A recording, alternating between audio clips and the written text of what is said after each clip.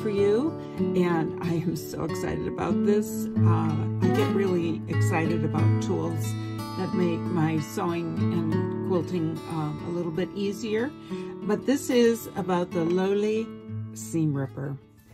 And I have found one that is so sharp that it cuts through thread and fabric with ease.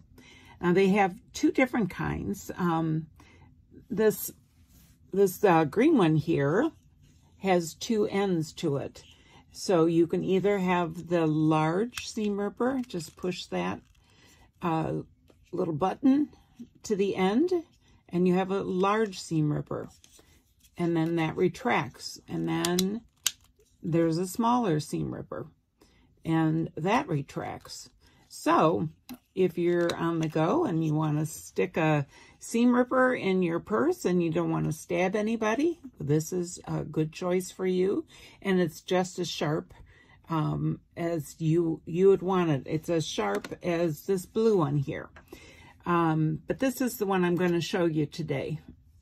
This one has a cap that comes with it so that you don't have to poke yourself. It is very comfortable in your hand, and it has a silicone grip that is, like I say, it's very comfortable to hold. And you can hold it for long periods of time.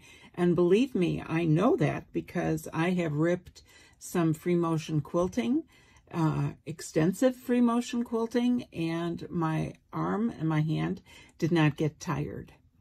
I just want to give you a couple examples of how this might be used. First of all, this is the lowly buttonhole, and I don't sew these too much anymore, but I was able to manage that.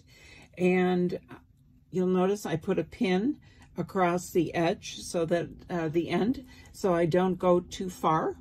And you just put the seam ripper right in here. And look at how easy that rips. That opens up the buttonhole. And because the pin was there, it didn't go too far. This is another application. A lot of people are making bags nowadays, and they make a little box to turn out and then apply a zipper. And the first thing that they do is cut a triangle at the end of the rectangle. And in order to cut that, you can use a seam ripper. And it is so sharp, it goes through there just like butter. And then you would use the scissors to cut the rest of that. But that's just another application. And then seam ripping is what we use it mostly for. And there are two different ways, or actually there's a bunch of different ways, but I'm going to show you two different ways of ripping a seam. And one is to put the point into the stitch and then just push it through, and you can see how easily that cuts.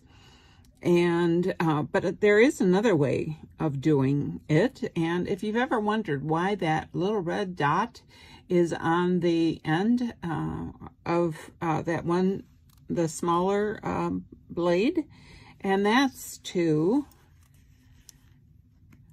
make things go really fast. And I have just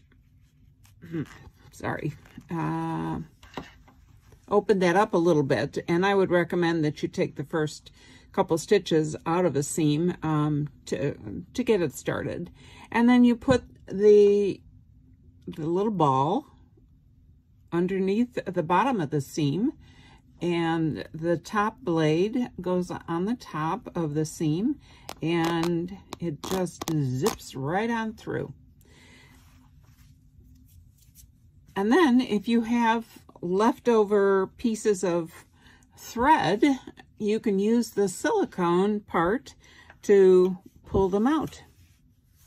Isn't that cool? It's so much fun. Keep on doing it.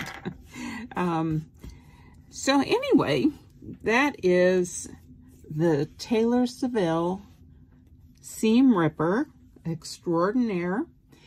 You may wonder how long this blade stays sharp, and I can tell you that it stays sharp for over a year, maybe a year and a half, since I've been using my initial one. So anyway, this is LindaSewNice presenting a magic moment, and I hope that you give this a try. Thanks. Bye-bye.